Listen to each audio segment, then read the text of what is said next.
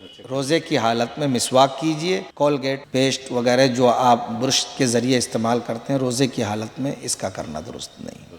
مرد عورت دونوں پر روزے فرض ہے۔ عورت کے لیے وہ خصوصی ایام جو ان کے ہوتے ہیں اس پر روزہ رکھنے کا حکم نہیں ہے۔ نماز بھی ان پر نہیں ہے، نماز معاف ہے، لیکن روزہ معاف نہیں ہے، روزے کی قضا ضروری ہے۔ آپ میاں بیوی ہیں، آپ جس طرح چاہیں ساتھ میں رہیں اور جس طرح چاہیں رات گزاریں، لیکن روزے کی حالت میں احتیاط بہت ضروری ہے۔ اگر روزے کی حالت میں کسی نے اپنی بیوی سے مجامعت کر لی تو اس کا روزہ ٹوٹ جائے گا، پھر اس کے اوپر کفارہ لازم آ جائے گا۔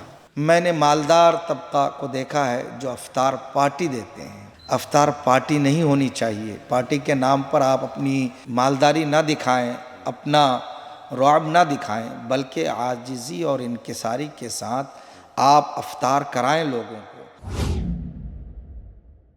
آداب، میں وسیم اختر اور آپ دیکھ رہے ہیں دی لیڈر ہندی۔ ہم اس وقت یو پی کے ضلع بریلی میں شاہی جامع مسجد کے شہر امام مفتی خورشید عالم صاحب کے ساتھ ہیں۔ رمضان کا مہینہ شروع ہونے جا رہا ہے، آج چاند جیسے دکھے گا رمضان شروع ہو جائے گا، روزے شروع ہو جائیں گے۔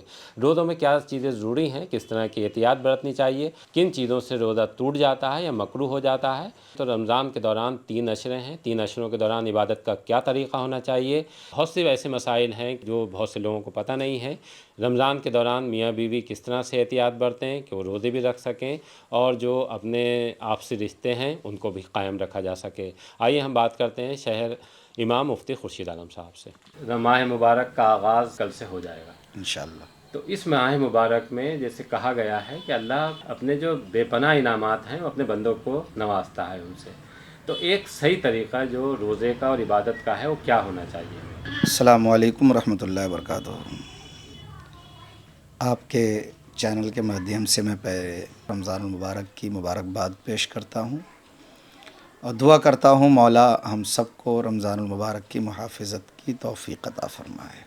آپ کے چینل کے مادھیم سے میں بتانا چاہتا ہوں کہ رمضان المبارک کا جو مہینہ ہے یہ پورے 1 مہینے کے روزے فرض کیے گئے ہیں۔ اللہ پاک اپنے کلام میں فرماتا ہے یا ایھا الذین آمنوا کتب علیکم الصیام کما کتب علی الذین من قبلکم لعلکم تتقون، کہ ایمان والو تم پر روزہ فرض کیا گیا جیسا کہ تم سے اگلے والوں پر فرض کیا گیا تھا تاکہ تم متقی اور پرہیزگار بن جاؤ۔ قرآن پاک کی آیت ہے اور اس کی روشنی میں تمام ایمان والوں پر لازم ہے کہ وہ رمضان المبارک کے روزے رکھیں۔ بلا عذر شرعی کے روزہ چھوڑنا گناہ کبیرہ ہے، بہت بڑا عتاب ہے، بہت بڑا عذاب ہے کہ کوئی عذر نہیں، شوق ہی شوق میں لوگ روزہ چھوڑ دیتے ہیں، تو یہ بہت بڑی کم نصیبی ہے اور اس کا کفارہ بھی بہت بڑا ہے کہ اگر ایک روزہ جان بوجھ کر بلا عذر شرعی کے کسی نے چھوڑ دیا تو اس کا کفارہ یہ ہے کہ وہ متواتر 60 روزے رکھے، یعنی ایک روزے کے بدلے میں وہ 60 روزے رکھے، وہ بھی متواتر، ایک بھی ناگا نہیں ہونا چاہیے، یا 60 مسکینوں کو کھانا کھلائے یا 60 غلام آزاد کرے، تو یہ ایک روزے کا کفارہ ہے۔ اگر وہ کفارہ دے کر کے روزے کی قضا بھی کر لیتا ہے تو بھی رمضان المبارک کے اس ایک روزے کے برابر نہیں ہو سکتا۔ اتنی بڑی فضیلت ہے رمضان المبارک کے روزوں کی، اور اللہ اس ماہ مبارک میں بے پناہ رحمتیں نازل فرماتا ہے۔ اس ماہ مبارک کو 3 حصوں میں تقسیم کیا گیا ہے۔ پہلا عشرہ رمضان المبارک کا یہ رحمت کا ہے، دوسرا مغفرت کا ہے اور تیسرا حصہ جہنم سے آزادی کا ہے۔ 3 حصوں میں تقسیم کر دیا، اور پہلے حصے میں ہمیں بے شمار رحمتیں، نعمتیں اللہ رب العزت عطا فرماتا ہے۔ یہی وجہ ہے کہ آپ رمضان المبارک میں دیکھیں تو الحمدللہ ہماری مساجدوں میں کتنی رونق رہتی ہے، کثیر تعداد میں لوگ نماز ادا کرتے ہیں، نماز تراویح ادا کرتے ہیں اور قرآن پاک کی تلاوت کرتے ہیں، اور پھر صدقہ و خیرات جس سے جو بھی ہوتا ہے وہ سب نیک عمل کر کے اللہ کو راضی کرنے کی کوشش کرتے ہیں۔ رمضان المبارک میں نعمتیں اتنی بڑھ جاتی ہے کہ عام دنوں میں ان چیزوں کے لیے ہمیں سوچنا پڑتا ہے، مگر الحمدللہ رمضان المبارک میں جب ہم افطار کے لیے بیٹھتے ہیں تو انواع و اقسام کی نعمتیں دسترخوان پر موجود ہوتی ہیں جس کا استعمال ہم کرتے ہیں. تو مشاہدے کی بات ہے، یہ سبھی دیکھتے ہیں کہ اللہ کی رحمت کس قدر رمضان میں نازل ہوتی ہے. تو لہذا ہمیں چاہیے کہ رمضان المبارک کی محافظت کریں. دوسرا عشرہ مغفرت کا ہے. اپنی مغفرت کی دعا مانگیں، اپنے مرحومین کی مغفرت کی دعا مانگیں، اپنے عزیز و اقارب کی مغفرت کی دعا مانگیں، اور زیادہ سے زیادہ عبادت و ریاضت کر کے اللہ اس کے رسول کی رضا حاصل کریں. تیسرا عشرہ جہنم سے آزادی کا ہے. رو رو کر اپنے گناہوں سے معافی مانگ کر اللہ کی بارگاہ میں یہ دعا مانگی جائے کہ مولا تو رمضان المبارک میں بے پناہ نعمتیں عطا فرماتا ہے، رحمت و مغفرت و بخشش کا یہ مہینہ ہے، اور تیرا وعدہ ہے کہ روزہ صرف میرے لیے ہے اور اس کا بدلہ میں ہی ہوں. تو اللہ اپنے وعدے کو پورا کرتا ہے. بس بندوں کے اندر یہ جذبہ ہونا چاہیے کہ ہم مانگیں کس انداز میں. اس کی رحمت تو ہمیں پکارتی ہے کہ ہم تو مائل بکرم ہیں، کوئی سائل ہی نہیں، راہ دکھلائیں کسے رہ روے منزل ہی نہیں. تو اس کی رحمت تو مائل ہے، بس ہمیں سوال کرنے کا ڈھنگ سیکھنا چاہیے. ہمیں اپنے انداز کو بدلنا ہوگا، اپنے طریقوں کو بدلنا ہوگا، ہمیں اپنے طرز زندگی میں بدلاؤ لانا پڑے گی. آج ہم مغربی تہذیب، مغربی طریقوں کو اپنا رہے ہیں. بالخصوص رمضان کے مہینے میں نے مالدار طبقہ کو دیکھا ہے جو افطار پارٹی دیتے ہیں. افطار پارٹی نہیں ہونی چاہیے. پارٹی کے نام پر آپ اپنی مالداری نہ دکھائیں، اپنا رعب نہ دکھائیں، بلکہ عاجزی اور انکساری کے ساتھ آپ افطار کرائیں لوگوں کو. اور افطار میں یہ نہیں کہ آپ صرف مالداروں کو ہی بلائیں اور اپنے اپنے لیول کے لوگوں کو بلائیں. افطار کا مطلب تو یہ ہے کہ آپ اگر اللہ کے لیے، خالص اللہ کی رضا کے لیے آپ یہ کام کر رہے ہو تو اس افطار کی دعوت میں غریبوں، فقیروں، مسکینوں کو آپ بلائیں اور ان کی اچھی سی اچھی خدمت کریں، اچھے سے اچھا ان کو کھانا کھلائیں. اور اسٹینڈنگ کا معاملہ بھی چل گیا ہے. میں نے دیکھا ہے اپنی نظروں سے کہ افطار میں بھی لوگ اسٹینڈنگ کا معاملہ رکھ دیتے ہیں کہ کھڑے کھڑے سب لگا دیا، افطار کرو اور اپنا کھانا کھاؤ اور جاؤ. یہ طریقہ اسلامی طریقہ نہیں ہے. صرف رمضان کے ہی مہینے میں نہیں، بلکہ ہمیں اپنی زندگی کے ہر حصے میں ان چیزوں کو فالو کرنا ہوگا جو اسلام نے حکم دیا ہے. اور جو اسلام کے خلاف چیزیں ہیں ہمیں ان سے بچنا نہایت ہی ضروری ہے، اشد ضروری ہے. اگر ہم بچیں گے نہیں تو یقین جانیں ہمارا خسارہ ہے، نقصان ہے، کیونکہ طریق مصطفیٰ کو چھوڑنا ہے وجہ بربادی، اسی سے قوم ہوئی ہے بے اقتدار اپنی. اچھا مفتی صاحب، جس طرح سے اگر رمضان کی بات کریں تو روزے مرد اور عورت دونوں پر فرض کیے گئے ہیں، تو کتنی عمر سے ایک بچے پر روزہ فرض ہو جاتا ہے؟ مرد عورت دونوں پر روزے فرض ہے.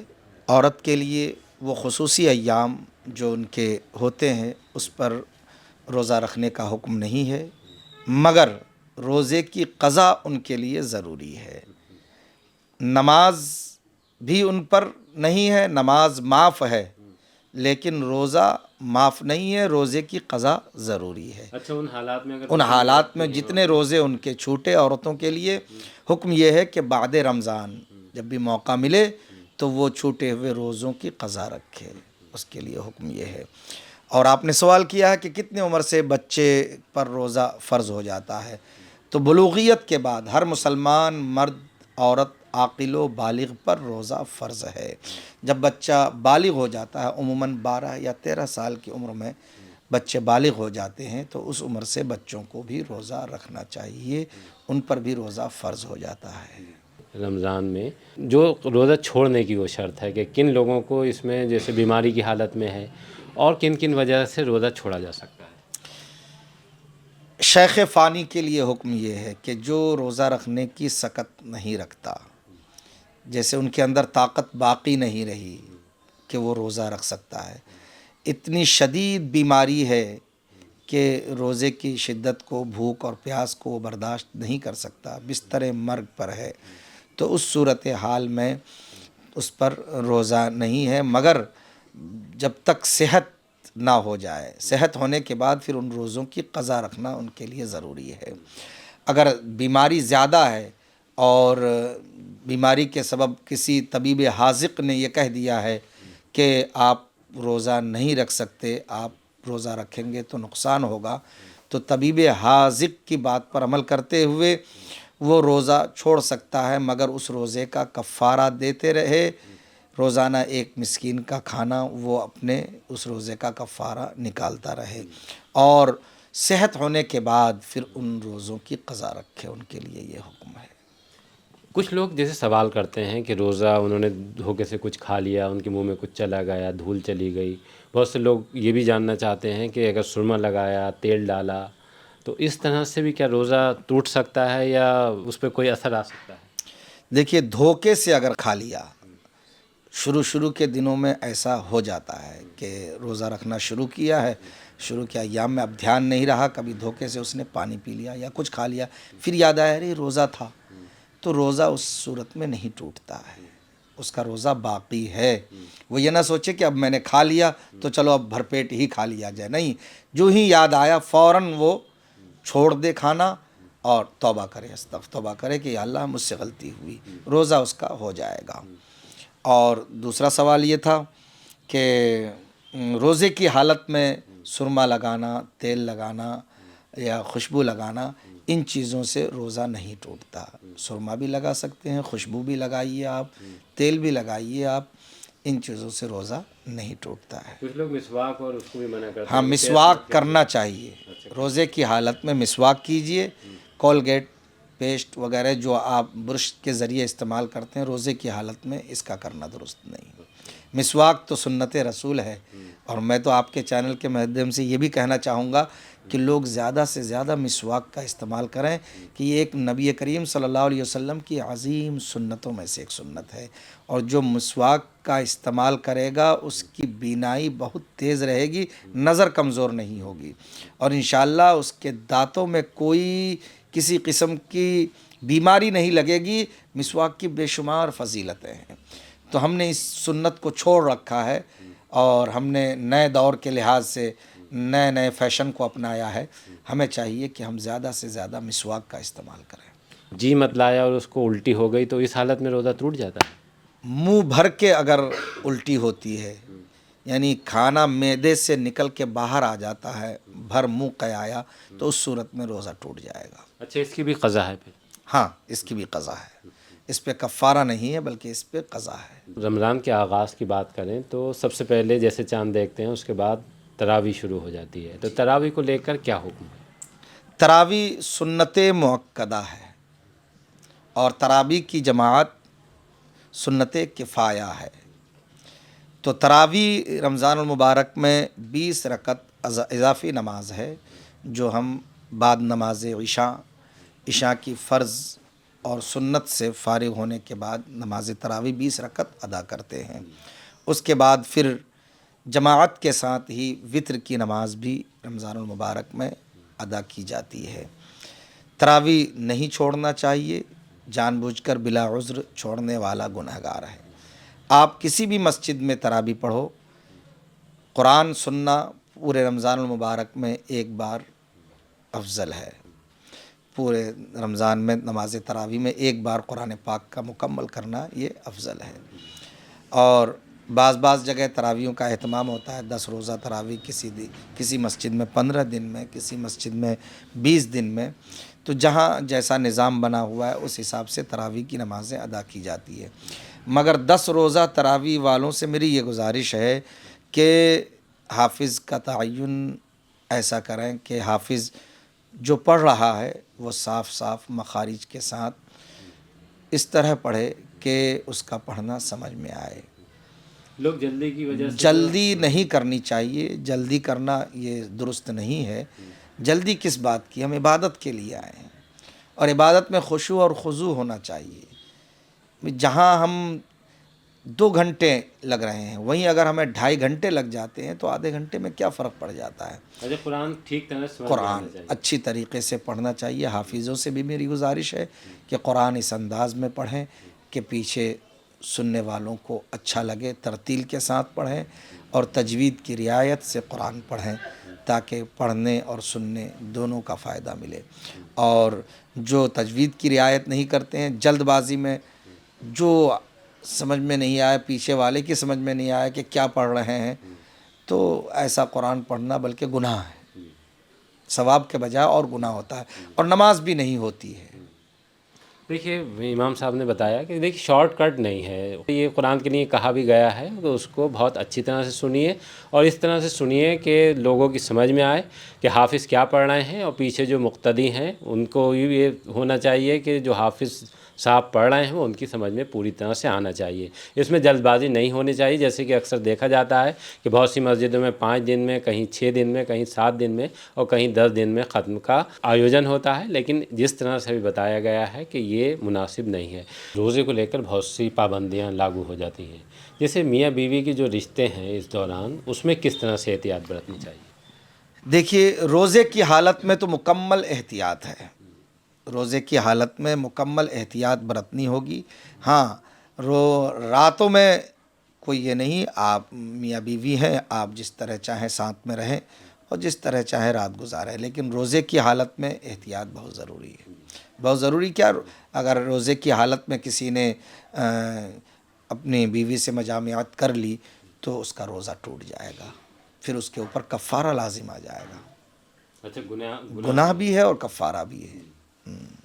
ایک اور چیز ہے کہ جیسے دیکھا گیا ہے کہ سحری میں جگانے کا جو طریقہ بہت لمبے وقت سے پہلے چلا آ رہا ہے کہ لوگ لاؤڈ اسپیکر بجاتے ہیں، بہت سے لوگ ڈھول بجاتے ہوئے گھومتے ہیں، تو کیا یہ طریقہ کہیں جو شریعت ہے اس سے میچ کرتا ہے؟ دیکھیے شرعی طریقہ تو یہ ہے کہ کسی کو تکلیف نہ پہنچے۔ ڈھول تو خیر شرعاً منع ہی ہے، ڈھول تو نہیں بجانا چاہیے۔ ہاں، جو جگانے کا کام کرتے ہیں وہ اس انداز میں سحری کے لیے جگائیں کہ کسی مومن بھائی کو یا کسی کو بھی تکلیف نہیں پہنچے۔ لاؤڈ اسپیکر کی بھی آواز اتنی ہی رکھیں کہ اگر آپ کا مسلم محلہ ہے تو اس میں بھی اگر کسی کو تکلیف ہو رہی ہے تو اس تکلیف پر بھی ہمیں غور کرنا چاہیے، اور اس انداز میں جگائیں کہ کسی کو تکلیف بھی نہ ہو اور سحری کے لیے سب جاگ بھی جائیں۔ لیکن جس طرح سے دور بدل رہا ہے، لوگوں کو جیسے بہت سے لوگ نماز کے لیے الارم لگاتے ہیں، تو ظاہر سی بات ہے کہ جب سحری میں انہیں اٹھنا ہوگا تو اس کے لیے بھی لگا سکتے ہیں، تو ایسے میں کیا ایک جو اجتماعی طور پر اٹھانے کا طریقہ ہے وہ ابھی چلتا رہنا چاہیے یا پھر اس پہ غور ہونا چاہیے؟ دیکھیے جو طریقہ ہے وہ کوئی مذموم طریقہ نہیں ہے، کوئی وہ بھی نہیں ہے کہ اس کو ختم کر دینا چاہیے، بلکہ بعض لوگ اسی کے انتظار میں اب بھی رہتے ہیں کہ وہاں سے آواز آئے گی تو ہماری آنکھ کھل جائے گی۔ تو یہ طریقہ ہے، لیکن طریقے میں بدلاؤ آنی چاہیے کہ جو رات بھر ہنگامہ ہوتا ہے یہ ہنگامہ نہیں ہونا چاہیے۔ ہنگامے کی اجازت شریعت نہیں دیتی ہے، تو ہنگامہ آرائی نہ ہو اور اچھی طریقے سے جگائیں، مہذب طریقے سے جگانے کا کام کریں اور مہذب طریقے کا استعمال کریں، یہ میری گزارش ہے۔ ابھی آپ نے شہر امام مفتی خورشید عالم صاحب کو سنا، رمضان کو لے کر تمام باریکیاں کہ روزہ کس طرح سے رکھنا چاہیے، دعاؤں کا طریقہ کیا ہونا چاہیے، وہ تمام باتیں آپ نے بتائی ہیں۔ امید ہے کہ سننے والوں کو ایک طرح سے یہ راہ روشن کرنے جیسی جانکاری ہوگی۔ ہم سے بات کرنے کے لیے بہت بہت شکریہ۔ ٹھیک ہے، السلام علیکم ورحمۃ اللہ وبرکاتہ۔